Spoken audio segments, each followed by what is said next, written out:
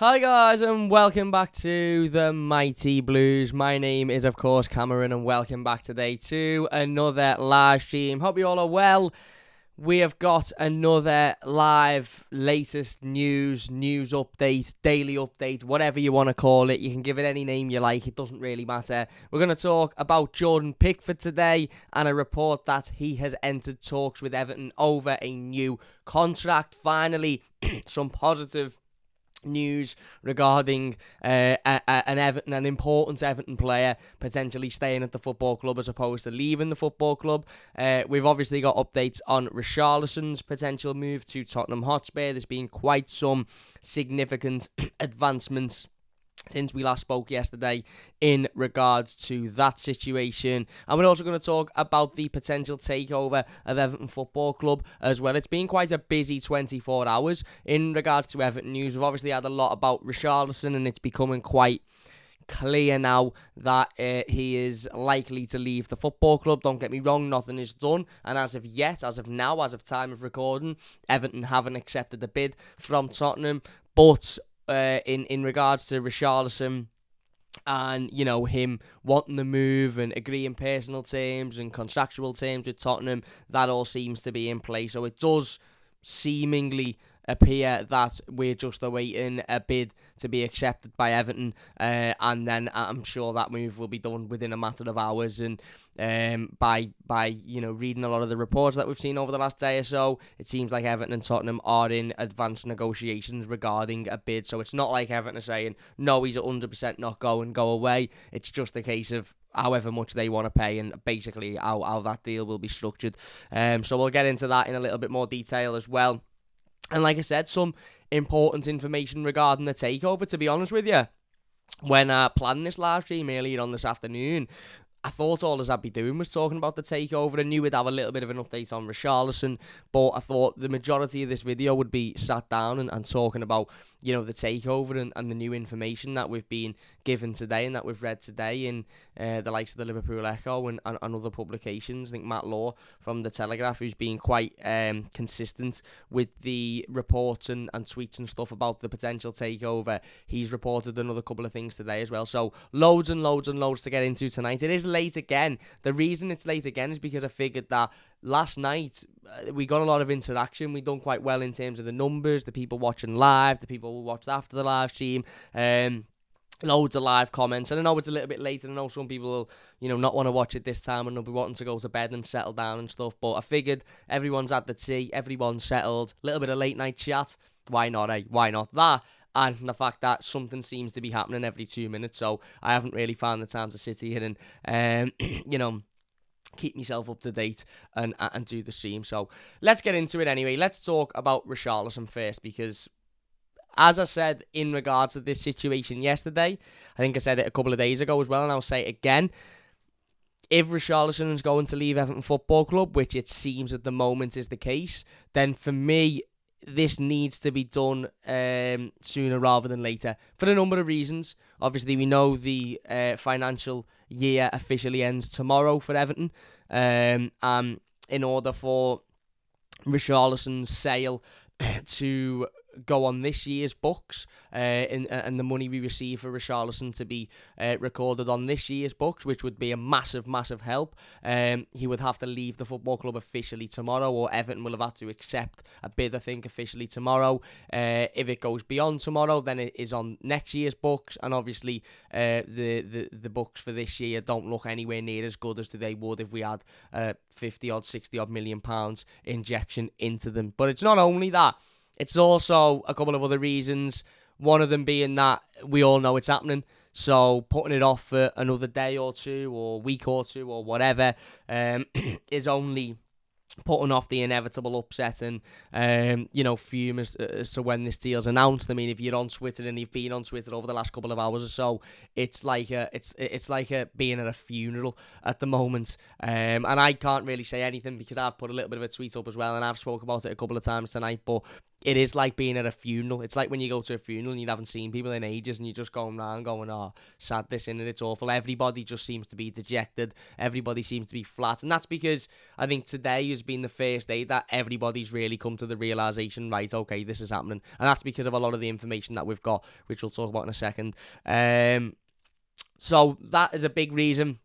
Get it over and done with so that we can put it behind us and move on. And also, you know, we want to get it done as quick as possible so that we've then got that money to be able to inject into the squad and bring players in early enough in the transfer window so that they can settle into the football club, they can get a decent pre-season under their belt and they can be ready for the start of the season as well.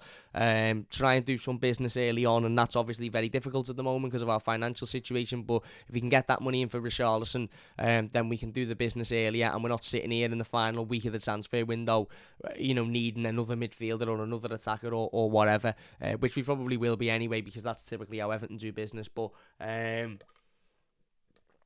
yeah, it's it's better for this to be done sooner rather than later. But anyway, let's get into the meat of it. Let's get into what we've found out today and what ultimately has been reported over the last couple of hours or so. The latest coming from Fabrizio Romano around about 45 minutes ago. He said that full agreement between Richarlison's representatives and Tottenham on personal terms. Long-term contract agreed with his new agents waiting to complete the deal with Everton. He also said new direct contact scheduled soon to discuss deal between the two clubs. Sky Sports reported again around about 40 minutes ago, Tottenham are hopeful of completing a deal to sign Richarlison in the next 24 hours. Sources close to the negotiations are indicating an agreement with Everton is close. Again, earlier on in the day, Fabrizio Romano had said Tottenham have already scheduled a new round of talks for Richarlison, a work in progress with Everton, but deal structure has to be discussed again. No issue on personal terms. Alistair Gold, who is a Tottenham Hotspur correspondent, said that Tottenham are hopeful of agreeing a transfer fee with Everton within the next 24 hours.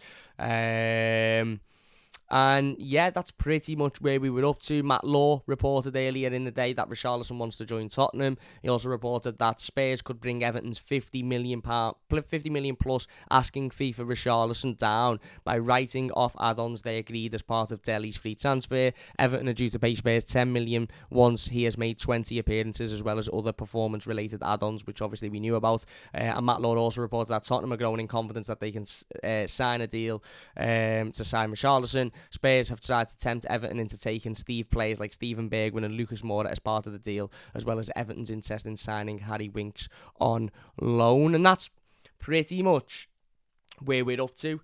We did have a report earlier this morning saying Tottenham are progressing in talks with Everton for Richarlison. Negotiations are already well advanced, whilst discussions between the two clubs will continue. That was Fabrizio Romano. So from this morning to now, we've gone from negotiations with Richarlison are well advanced in terms of personal terms to it seems like personal terms have been agreed, and that won't be an issue for for Richarlison. And as I said before, I think I said it yesterday, and I'll say it again now, it very, very much seems like this is just waiting for a deal to be agreed, waiting for a fee to be agreed, and then Richarlison will be on his way to North London. He did tweet something before Richarlison, which confused me a little bit. Somebody tweeted that they just told their young son that Richarlison is going to Tottenham, and the tweet said he cried, and it was the same when Lineker left for this lady who tweeted it. And Richarlison liked the tweet and then replied saying, "Stay happy, my friend." Now,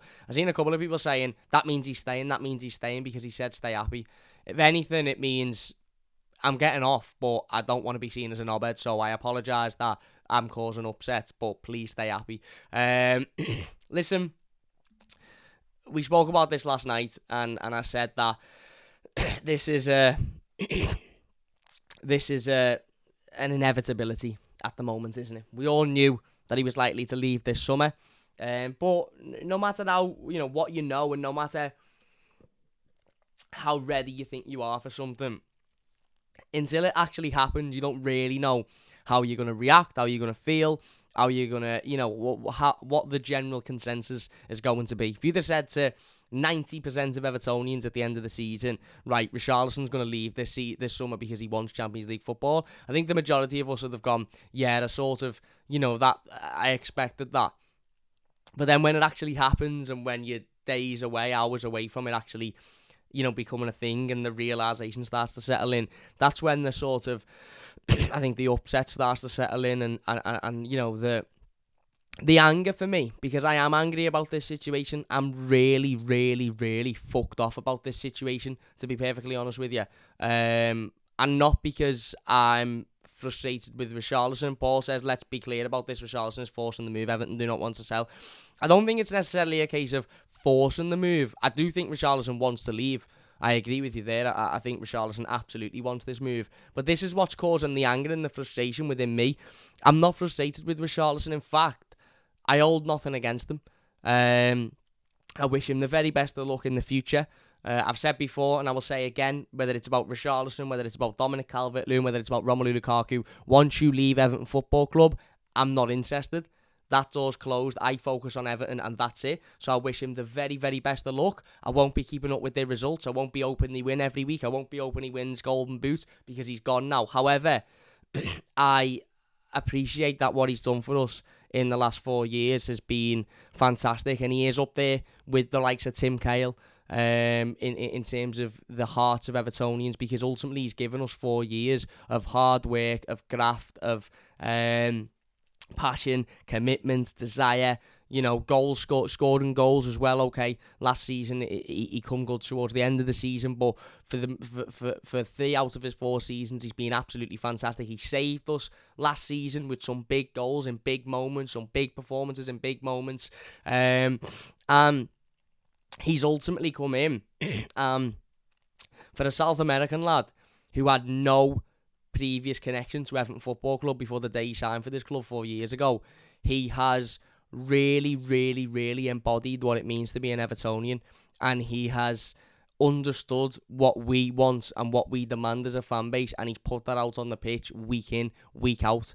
I said it a couple of weeks ago and I'll say it again. If you weren't into football, if you didn't know Richarlison's background, where he was from or whatever, you would, and you said to somebody who didn't know any of that, do you think this lad's a local lad? They'd watch him play and go, yeah, I would assume he supported this football club all his life. He grew up 10 minutes away, and this club means everything to him. That's how much this means to, we mean to Richarlison. And him moving on, I don't think is I don't think it's a typical, footballers are fickle and they care one day and they don't care the next day. I think what it is ultimately the conclusion of what happens when 3 years ago Richarlison was obviously offered opportunities to play Champions League football, and he said no. He wanted to stay at Everton. I think he signed a new deal. 2 years ago, he was promised by then manager Carlo Ancelotti that we'd finish in Europe and that we'd be, fantastic. And he wanted that. All he wanted was to stay at Everton and play in Europe, so he stayed. 1 year ago, he was told by Rafael Benitez, no, we'll restructure, we'll go again, we'll fight for Europe, and you can go to the Olympics. So he stayed. And now we've just come off the back of a season where we've barely survived relegation. We've finished 16th, and he's been needed to step up and ultimately be a little bit of a hero, because most of the other players weren't willing to do that or weren't able to do that at the time. So when you then add all of that to a team in the Champions League coming to him this summer and saying, do you want to come and play for us? It doesn't surprise me that he wants to leave, and it doesn't anger me in terms of I'm angered at him for wanting to leave, because he deserves to be playing Champions League football. Is it a bit shit that it's Tottenham? Absolutely, because not that long ago, you would look at Tottenham as a sideward step to Everton. You would look at Tottenham as they're in a similar position to us. Both teams fighting for European football. Not quite that top 4 level, but much better than the majority of the other teams in the league. And since we were having those conversations, and since that period, Tottenham have gone this way. And okay, they've had a bit of a stutter, but they've gone this way. They've got Antonio Conte. They've just finished in the Champions League places. They've got a couple of world-class players in the strengthening. And Everton have plummeted drastically. Sunk, if you would like. So although we still see Tottenham as a club in our minds that, he's going to Tottenham, that kills us that he's going to Tottenham. Because we see Everton as if Everton are going to sell our best players, we should only be selling to the very biggest and best clubs in the world. Because we all see Everton as just the step. I see Everton as the best football club in the world, but you know what I mean, just a step below that. But the reality is, we've sunk that much over recent years, is that Tottenham is a step up from Everton. And that's where the frustration lies. I'm not frustrated with Richarlison leaving the football club and to go and play in the Champions League, because that's ultimately his inspiration. I'm frustrated at the fact that we're in this position yet again. Duncan Ferguson, Wayne Rooney, Mikel Arteta, Romelu Lukaku, John Stones, Idrissa Gueye, Ross Barkley. Players that all, at the time of leaving Everton Football Club, were our most important player. We're our best player. And we couldn't keep a hold of them because we couldn't match their ambition. Now, that was sound during the Moyes days with Arteta and maybe Duncan Ferguson, because we didn't have the money to. So we always had that reason and that excuse of, we haven't quite got the money to be able to strengthen the team to match these players' ambitions. Since Richarlison's been at the football club, Everton have spent, 200, 250, 300 million quid? And yet he's just had to drag us out of a relegation battle. So he's looking, thinking, I'm being promised every year here that we're going to fight for Europe, and we're getting worse. And that's where the frustration lies. And again, said it yesterday and I'll say it again, this is further reason for the absolute clowns at the top of this football club to be bounced quickly out of this football club. It's as simple as that.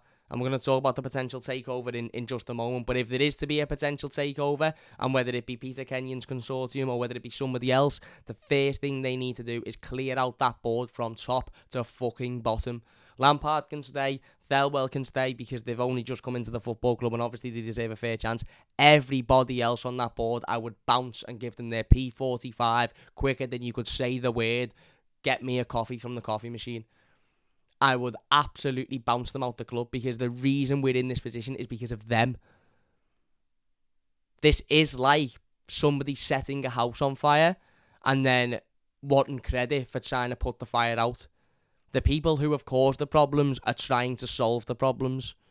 It is nonsense. It is absolute nonsense. And the reality of the situation is, this is yet another example of Everton not being able to match a player's ambition. Because I honestly do think, and I said this yesterday, and this might be me being naive, or might be me being, you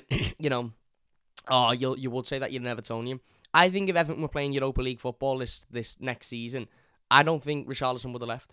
Even though Tottenham are in the Champions League, and even though the Champions League is obviously the premier competition and a much better competition than the Europa League, I think if Everton had shown improvement, progression, ambition, and a board that had showed an understanding of how to run a football club and made, good managerial decisions, and not brought in a manager who was never going to work, brought in good recruitment, had good recruitment, I don't think Richarlison would leave.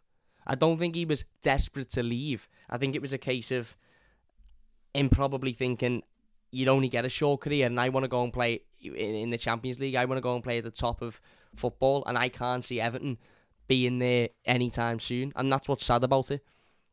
That's what's really sad about it, because when you think of when Farhad Moshiri first come into the football club, we'd had stability for years under David Moyes. We had an identity. We had a way of playing. We had a way of defending. Goodison was a fortress. We then had Roberto Martinez, and we just finished 5th, just outside the Champions League places. We had everything to build on. We had Romelu Lukaku, the best young striker in the league, arguably the world. Ross Barkley was coming through, good midfield. And since then, we have wasted 500 million quid, and now our best player, again, in the same sense as that Romelu Lukaku did, in the same sense as that John Stones did, Garner Gay did, Wayne Rooney did, Duncan Ferguson did, having to leave the football club. Because, and this is, and even worse, Richarlison is, I know that there's media articles that are saying Everton aren't in a rush to sell, they're not under financial pressure, but let's be honest, we are. It's as simple as this. Everton finished 16th last season and survived on the penultimate game of the season with Richarlison in the team. Everton need to strengthen. Now, because of the ineptitude of this board and this owner over the last few years, we cannot strengthen unless we sell. So the reality is the 50, 60 odd million quid we might get for Richarlison, although it's criminally low, and the reason it's criminally low and it's nowhere near what he's worth is because of the situation with him. Well, that will then need to be reinvested to improve the team, to hopefully make sure we don't have a similar season as last season. But the flip side of that is we lose the 10 goals and 5 assists that Richarlison picked up last season. Where do we replace them? One thing is absolutely for certain with this, whether it's Peter Kenyon's Everton, whether it's Farhad Mashiri's Everton, or whether my nan throws a late bid in to buy Everton, because it doesn't matter really, because you could be a multi-billionaire or you could be me nan. It doesn't really matter. We can't spend any money anyway, so it doesn't matter. But regardless of who owns Everton Football Club next season, one thing is absolutely for certain, and this falls on Frank Lampard, it falls on Kevin Thelwell, it falls on the owners, it falls on the board. With the 50 odd million we might get for Richarlison, or we're likely to get for Richarlison, we simply cannot waste that money. It is as simple as that. We cannot waste that money. There is no room for error in regards to recruitment now. No room. Because we have lost last season's top goal scorer. As I said, I think he got 10 goals in the end. 5 assists. Ultimately, he scored some really, really important goals in some really important games towards the end of the season. Chelsea, Palace. We cannot afford to fuck this up now. It's as simple as that. No more Cenk Tosens, no more Theo Walcotts, no more Morgan Schneiderlins, no more Yannick Bolassis, no spending £20 million on Harry Winks. We cannot afford to fuck this up. It's as simple as that. Simple as that. Because if we do, then we will drop next season. And I've got, and you can call me negative, you can call me, oh, you're being pessimistic, or there's no reason to be that negative. That is my belief. If we fuck recruitment up this summer, we'll go next season. Because not only will we have another 3-4 players who are utter shite and a waste of money, but we'll also be losing our top goal scorer of last season. And the facts are, without Richarlison's goals, we'd be playing in the Championship. So, it's as simple as that. I'm not annoyed with the player. I'm annoyed with the fact that we're in this situation again. But only this time we're in this situation after spending 500 million quid. We can't afford to fuck this up. We simply can't. With the money we get for Richarlison, I'm not saying go out and bring in every one of these positions or players I'm going to mention, but we need a creative midfielder. We need a goal scorer ultimately, because we've just lost one. Hopefully we've sorted the centre-half situation. We'll wait and see over the next couple of days. I'm sure we have. We might need another centre-half. We need another midfielder of an ilk of Czech Doucouré or Yves Bissouma, might I add. Not Harry Winks. We still need to strengthen in 4, 5, 6 positions with 50 odd million quid. And whatever else we might make off selling bit part players. And as Semi says, if every other club strengthens and you don't, you're done. It's absolutely as simple as that. As simple as that. But we can't afford to now go, oh, we've got fucking 50 million quid. Let's go and give Spurs 30 for Lucas Moura. Let's go and give fucking, I don't know. Let's go and give Juventus 20 for Adam Ramsey. We can't afford to be doing that. We simply can't. This is the most important summer in the history of Everton Football Club. Simple as that. We get this wrong, and we mightn't be as lucky as we were last season. We get it right, and we might be able to stabilise ourselves, and we'll see what happens. But yeah, ultimately, it's effectively done, isn't it? He's going. We are an accepted bid away from this being a done deal, and I don't think, for as much as Everton are being resilient and Everton aren't willing to, budge with the fee or with the player exchanges and all of that sort of stuff, I actually don't think it will take very long for the bid to be accepted, if I'm being perfectly honest with you. I think that we'll likely see an accepted bid over the next 24 hours. What that will be, we'll wait and see. But yeah, I can't. If Everton are in advanced talks and talks are going well, then it's not like they're turning around and going, no, fuck off, we're not. It's likely that it's just the terms of how the deal's going to be structured. So yeah, I mean, we'll wait and see. Chris says Gordon wants to go but doesn't want to put a question in. Gordon doesn't want to go. Gordon doesn't want to go. And if Gordon wants to go, then, again, we'll address that situation when we come to it. But Gordon doesn't want to go. From what I know anyway, I could be wrong, and he might change his mind. But yeah, listen, it's sad. It is sad, and if further for me, if anybody should be hanging their heads in shame tonight, it shouldn't be Richarlison. It shouldn't be Frank Lampard. It should be Bill Kenwright. It should be Denise Barrett-Baxendale. It should be Farhad Moshiri.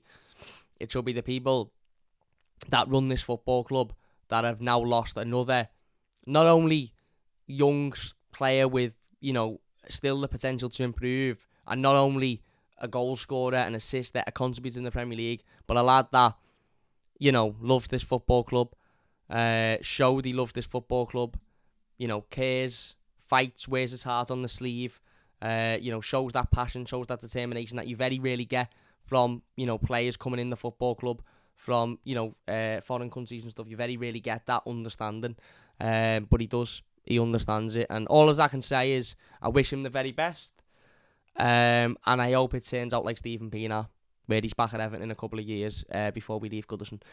But no, this is seemingly, as I said, an agreed fee away from being done.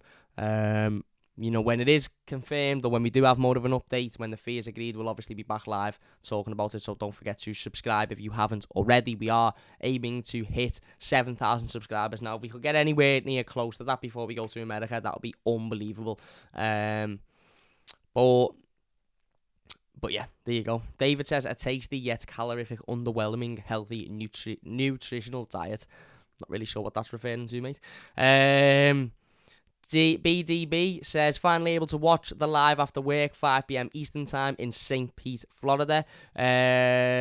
These late ones are great for us over here. My favourite Everton channel, Cam, subscribing to the like people. Thank you very much, my mate. Really, really do appreciate it. A couple of other people have said that they're enjoying the late live streams as well, which means an awful lot to me. It really, really does. Sever says the late night vids are a great idea. Cheers, mate. I appreciate it. I just feel like there's more people that are available to watch them in different countries, different areas. And yeah, don't get me wrong, there'll be people thinking, I'm going to bed, Cam, I don't want to listen to you chatting shite, but again, I've done everything I need to do, so I thought, why not sit and chat about Everton for half an hour before I go to bed, get it all off my chest, and then I can wake up with a fresh mind tomorrow. Fat Wallet says, for me, he's just deleted the comment, so I couldn't even read it, but he said something about being at a dentist. Sever says, who replaces Richie's goals? I don't know who we buy for that. Well, there's a lot of talk about Dennis at the moment. Emmanuel Dennis from Watford. There's a lot of talk about a couple of players, but again, as I said before, we cannot afford to get this wrong. It's as simple as that. We cannot afford to get this wrong. Ed says, imagine selling Richie and using that money to buy a Wobie and tossing. That's practically what has happened. How badly have the board let the fans and Richie down? Enjoy the summer.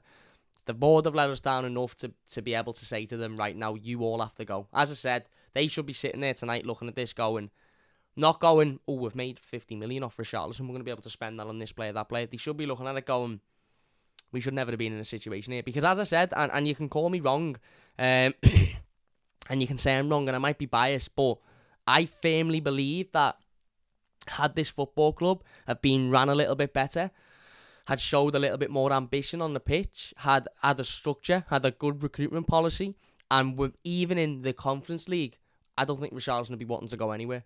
I really, really don't. So, yeah, it is what it is. Sam says, my brother, what's happening, mate? Stephen says, great vid helps us all, and sad to see Richie go, but it's bound to happen, says up the toffees. well, we know it was going to happen, didn't we? On to some positive news, I suppose. According to Chris Bascombe, who is a Merseyside football reporter for The Telegraph, so fairly reliable source. Chris tweeted earlier today that Jordan Pickford is in talks with Everton to extend his contract. That was then also tweeted by The Telegraph themselves. So yeah, that seems positive. Again, I'm not going to get too excited about it because I'm sure it's still early days, but the fact that Jordan is willing to engage in those conversations and willing to engage in those talks shows that he is ultimately willing and wanting to stay at Everton Football Club. Now, Jordan was one I was a little bit worried about going into this summer because he's without a doubt a world-class goalkeeper, and we all sort of had the conversation towards the end of last summer, well, it's either going to be Jordan Pickford, Richarlison or Dominic Calvert-Lewin. Obviously, as we've found out, it's Richarlison who's going to be leaving the football club. So it's positive that we're now seeing Jordan Pickford, or reading reports that Jordan Pickford's in talks for a new contract. I think that will help lift the morale a little bit.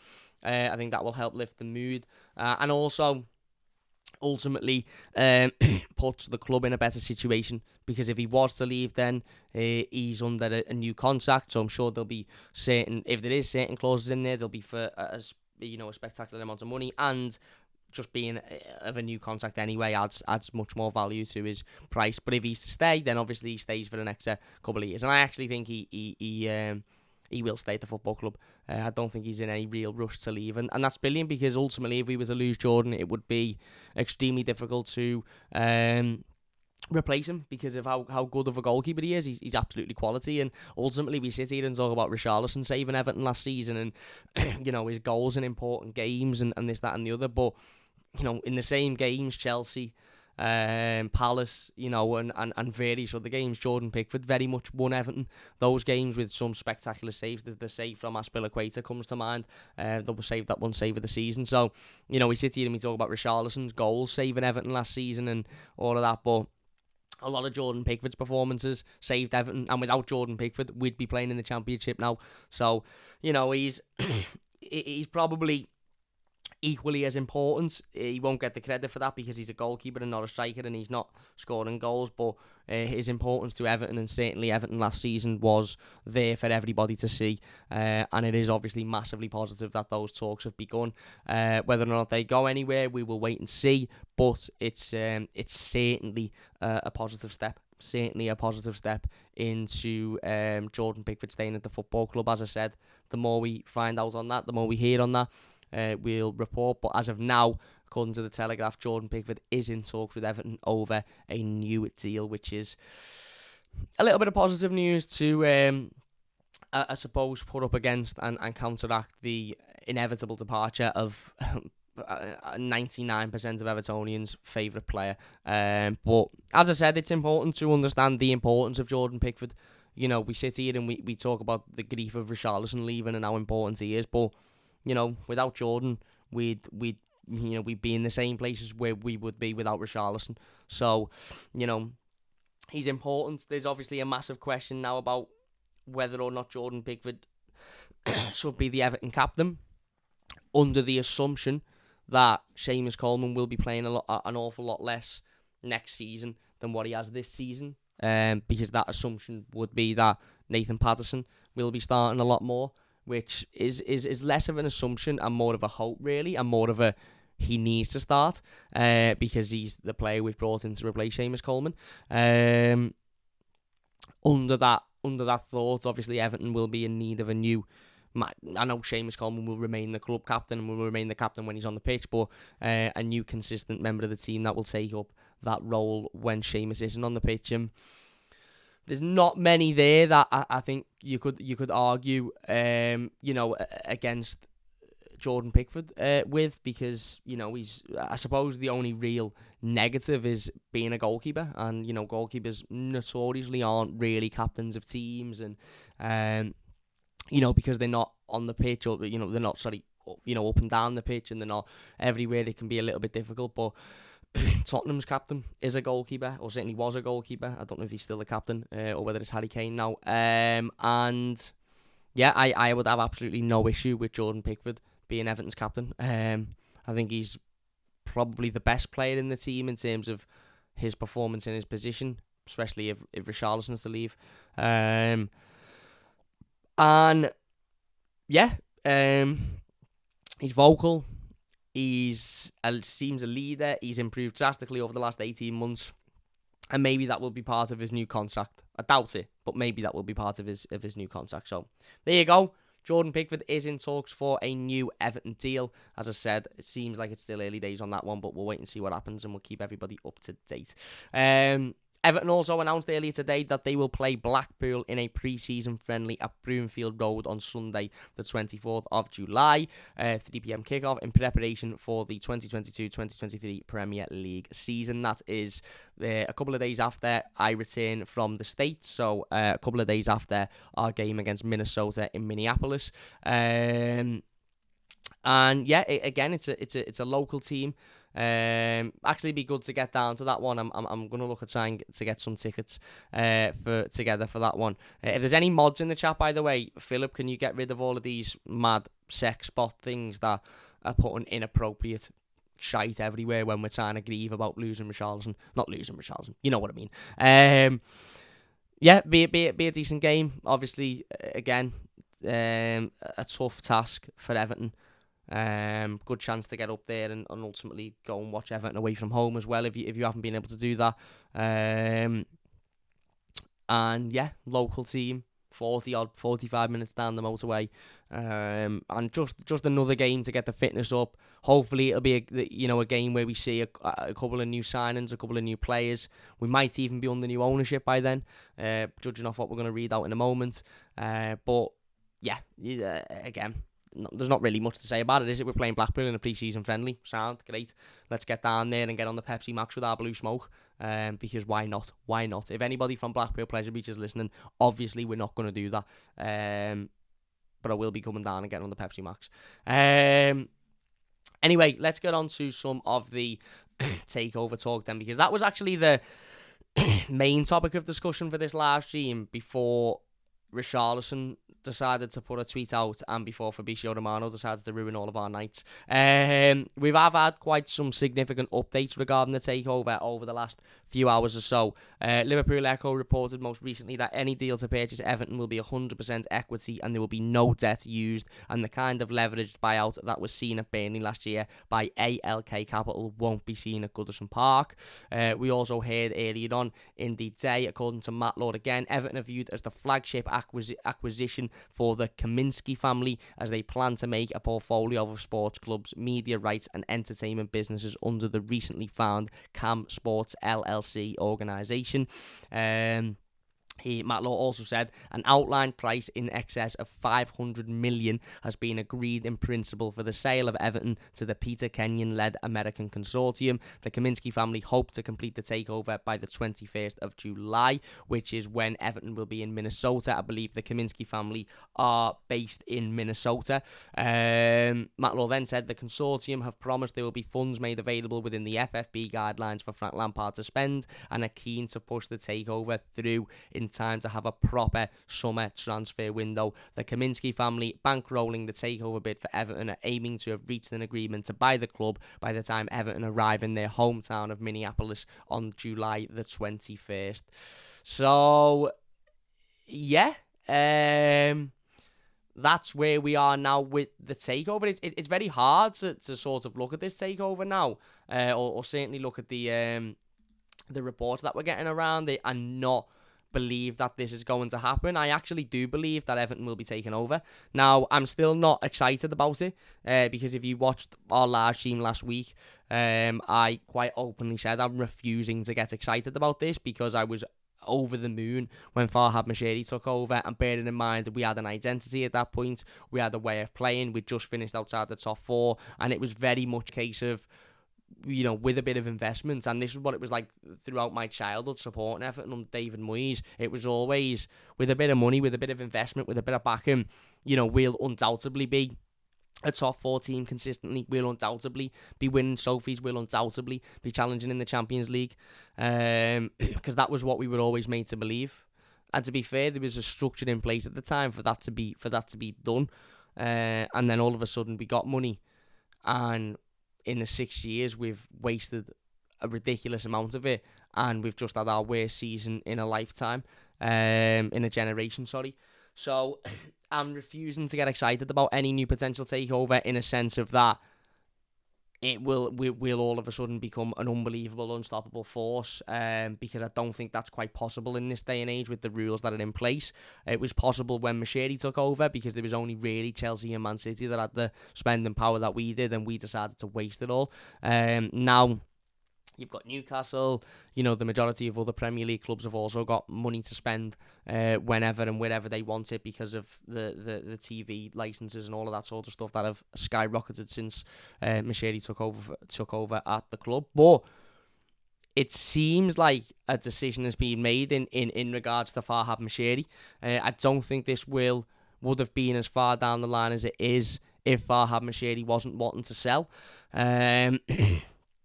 And, I'm sure there's still a long way to go with this. I'm sure there's still various different legal documents and things that have got to be agreed and things that have got to be signed. But when you read things like the Kaminsky family want this deal to be done before the 21st of July, when obviously Everton arrive in Minnesota, it shows their intent. It shows that they're desperate to get this over the line. Now, I do think that's a little bit ambitious, because that's not long away whatsoever. But the reports are reading all the right things. And again, this is coming from Matt Lawler, The Telegraph, who's quite a fairly reliable source. The consortium have promised there'll be funds made available within the FFP guidelines.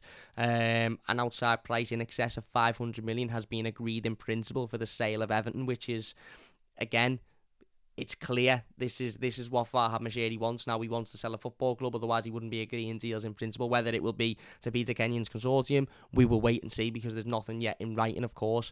And I think it's interesting, this one as well. Everton are viewed as the flagship acquisition for the Kaminsky family, as they plan to make a portfolio of sports clubs, media rights and entertainment businesses under the recent founded Cam Sports LLC. I suppose this answers the question that I've been getting a little bit over the last few days or so, as to whether or not I've been seeing over the last couple of days or so, is about whether or not Everton would, or the new owners would, purchase another football club, a little bit like Manchester City have done.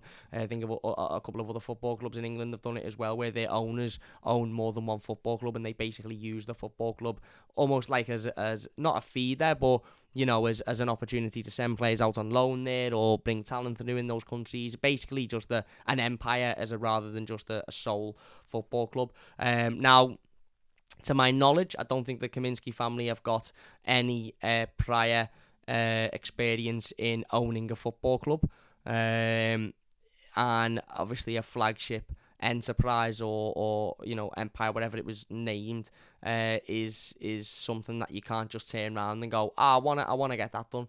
It's almost got to be, you've got to know what you're doing, and you've got to have people there that know what they're doing as well. So, yeah, I suppose, listen, it's stressful, because, again, if we get this wrong, we could be in serious shit. Again, very similarly to if we get the recruitment wrong this summer, really. But if we get this takeover wrong, and these people come in and they're not the right people, then we could be fucked. Ultimately, we still don't really know what they're worth, how much money they're worth. We're just being told that there'll be funds made available. We're just being told that, it's in excess of £500 million. We also had a report, pardon me, that they're willing to obviously fund the stadium and see the stadium through, which is obviously a big thing. But we still don't really know what these people are worth, and there's ultimately still massive question marks around it. Basic says if Cam puts it in sub-only mode, subs have to be subscribed for a couple of seconds. It will deal with bots. How do I do that? By the way, can I do participants? How do I do this into sub-only mode? I'll have maybe it's in here. I'll have a play around with it and see if I can deal with it. Anyway, as I said, listen, it's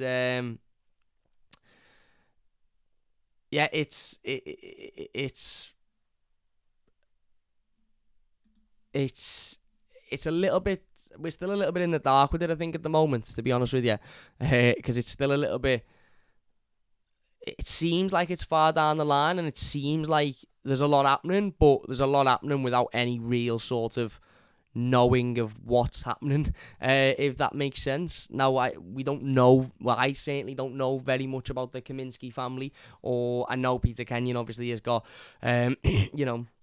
previous experience in working at Chelsea and Manchester United, albeit a number of years ago, but the Kaminsky family in themselves, I don't know an awful lot out there. I did see a report earlier today that said the property firm run by MG Kaminsky, the US investor behind the Everton Takeover plan, defaulted on loans amid concerns over its future. Documents reveal Kaminsky and his wife also each applied for $20,800 loans during COVID under the Paycheck Protection Program. Sources close to Kaminsky insist Talon Real Estate, just one of the many companies and investments and cost of takeover, won't touch the side of the family's wealth.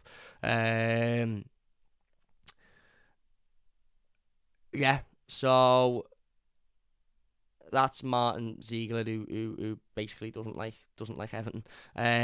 So take that with a pinch of salt. He's from the Times, but yeah, again, it's just the example of some question marks regarding the Kaminsky family and their finances and where they're coming from. But ultimately, listen, the people that take over Everton, I don't even think it's a case of money now, because we've just had a shitload of money. Obviously, we can't be bringing people, we can't be allowing people to buy the football club who haven't got enough money for it to be sustainable. And for us to be able to cope with player wages and transfer fees and stuff like that, that's a must. That's obviously a standard. But as I said, if you said to me, Cam, two buyers, one's worth, you both will be able to deal with wages and transfer fees and all that sort of stuff. It won't be a case of going into administration with either of them. One of them is worth 300 million, 400 million, and has got knows everything about football, knows the right people to put in place for recruitment, knows the right people to put in place for sponsorships, for marketing, for everything, has got it all clued up, knows how to run a football club and make it self-sustainable. Or you've got a fella here who's worth 300 billion, but has not really got any experience with football, doesn't really know much about it, is new to it, and just wants to buy a football club and sort of, try and figure it out. I'm going with the fella who's worth significantly less and has a fucking clue what he's doing than the fella who's worth a lot more and hasn't got a clue what he's doing. Because we've just had a fella, or we have got a fella currently, who's worth $2 billion when he bought us, and yet hasn't got a fucking clue what he's doing, and the club is in an absolute state of dismalness, which isn't even a word at the moment. So it's more for me about whether or not these people know what they're doing. And if they do, then the goal ultimately is to, I suppose the goal with this takeover from a non-footballing sense is to make Everton as much money as possible, and for these owners to coming in to be able to, and to be ultimately experienced enough to know how to make Everton as much money as possible. And that means a new sleeve sponsor, that means a sponsor for the training ground, which we obviously had but we've lost. That means various different sponsors for various different things, whatever we can get away with sponsoring under the rules, and without diminishing the actual thing itself, get it sponsored.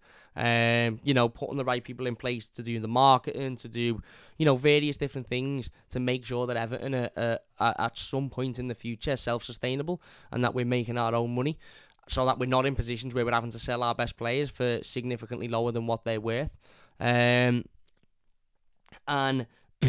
whether or not the Kaminsky family are able to do that, we will wait and see. If they are to buy Everton, there's still the bid hasn't been, I don't think, formally put in or formally accepted, so there's still room for other investors, and I believe there is other parties that are interested in coming in and buying Everton Football Club. So yeah, ultimately we'll wait and see. BDB says, Wanderlust don't like the American core people owning Premier League clubs, hopefully better than the current owner. Glazers and Kroenke are doing horrible for the sport. Well, you've got examples there, haven't you? The Glazers, who have put Manchester United in a ridiculous amount of debt, but still spend hundreds of millions of quid a year. You've got Kroenke, who is heavily disliked at Arsenal, but again, they're still spending hundreds of millions of pounds a year. But you've got the other side of it, which are the owners of them lot across the park, who okay, tried to run away with the league along with the Glazers and Kroenke, but have put the right people in charge, have put the right, the right people in the right areas, got their recruitment absolutely spot on, and them lot are self-sustainable. Now, that's why they don't spend big money. Okay, they have done this year with Darwin Núñez, but that's why typically they're not spending upwards of 30-40 million pounds on players, because they're making that money through various other things. Them and City have got it absolutely spot on how to run a football club, and that's why they're the two most successful football clubs in the league. And Everton need to be somewhere of that level. And you don't need to be unbelievably rich. You don't need to have, as much rich as Manchester City. You just need to have a good recruitment policy and understand how to run a football club successfully. We're seeing the likes of Brentford, Brighton, Palace, Leicester, who are starting to clock onto these things now. And these football clubs are being run an awful lot better than what Everton are. So we'll wait and see on whether or not this goes through. As I said, it seems to be progressing quite quickly. And again, today there's been another day of various different updates regarding it. But it's very much the new, the Kaminsky family have said there'll be funds available. Well, yeah, of course they have. They're not going to come in and go, yeah, we're going to buy you, but we're not going to be able to fucking sign anyone because we're skint. They're not going to say that, are we? Are they? So yeah, as I said, I'm refusing to get excited about it, but it's perked me ears up now. Last week I was like, no, nonsense, it'll just be nonsense chat. Now I'm thinking, right, okay, there's a possibility that this could happen, but again, I'm still not getting excited about it because of reasons you all know and of reasons I've mentioned before. If you are enjoying, by the way, please hit that like button. It does only take a second to be new to the channel. Don't forget to subscribe. That would mean a massive, massive amount to me. And then other than that, I don't think there's much. According to the Echo, Leeds are interested in signing Harry Winks, but the midfielder's preference is to sign for Everton. As far as that situation is concerned, I believe Everton want him on loan and Tottenham want to sell him for 20 million quid. And if Everton sign him for 20 million quid, I might never recover from that. And yeah, as we mentioned before, I think there was another rumour about Harry Winks. Winks has also been part of the talks according to Fabrizio Romano, but the structure of the deal not agreed yet. That was about the Richarlison situation. Again, if Harry Winks is used as part of the Richarlison deal, I will be incredibly pissed off. But other than that, that's pretty much it for the 29th of June's update. I'm going to try and do these as often as possible. It seems like people are enjoying the late live streams. If you are enjoying the late live streams, let me know, because it helps me gauge as to whether or not to continue doing them, whether or not to do them earlier in the day. Just let me know. If you have enjoyed it as well, the best way to let me know is by hitting that like button. It means a massive, massive amount to me. If you are new and you could subscribe, that would be amazing as well. Massive thanks to everybody for getting involved in the live comments. Once again, it's very, very late, so I really do appreciate it. If you're watching the YouTube vid, leave your thoughts down below. But as of today, Richarlison seems to be edging closer to Spurs, and I actually think we might be sitting here in 24 hours' time talking about an announcement awaited, or maybe even talking about Richarlison officially leaving, but I might be wrong. The takeover stuff seems to be moving quite quickly, but there's still question marks about it, and Jordan Pickford is in talks with Everton for a new contract, which obviously is fantastic as well. Semi says fans' preferences for Winks not to sign. Listen, if he comes in on loan, I've got no big qualms with it. But for £20 million, I'll be fucking furious. Great job, Cam, says DBD. Cheers, mate. And Dunk Rules FC says David. I prefer the latter ones. Cheers, Cam, says Philip. Is right. Big thank you all for watching. If you have enjoyed it, please do hit that like button. It does only take a second. If you're new to the channel, don't forget to subscribe. We'll be back again. Later ones, sorry. Philip says in terms of the later lives. Semi says later lives are boss. Is right. Thank you so much. Big thanks for watching. Leave a like if you've enjoyed this. Subscribe if you're new. And we'll see you after.